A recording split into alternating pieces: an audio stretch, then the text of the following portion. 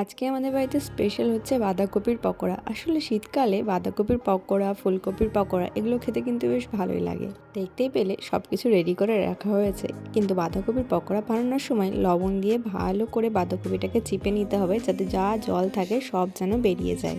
এরপরে এখানে পেঁয়াজ, কাঁচা লঙ্কা দিয়ে ভালো করে মাখিয়ে নেওয়ার পরে দেওয়া হচ্ছে একটু বেসন, চালের গুঁড়া, আর তারপরে দেওয়া হয়েছিল যে মশলাগুলো রেডি করা হয়েছে সেটা।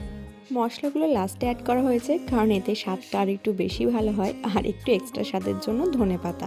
ধনেপাতাটা যদিও অপশনাল, তোমরা চাইলে দিতে পারো আবার নাও দিতে পারো। আমাদের ধনেপাতা সব কিছুতে একটু ভালো লাগে, আর এখন তো শীতকাল, তাই এটাতেও আমরা ধনেপাতা একটু অ্যাড করেছি।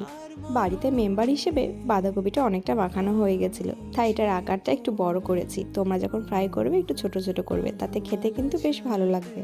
আমি তো এটা এখন ভাতের সাথে খাবো, আবার চায়ের সাথেও কিন্তু বেশ ভালো লাগে। যারা ভিডিওটা দেখছো তাদের বাঁধাকপির পকোড়া কিসের সাথে বেশি ভালো লাগে অবশ্যই কিন্তু জানিও। আজকের জন্য টাটা।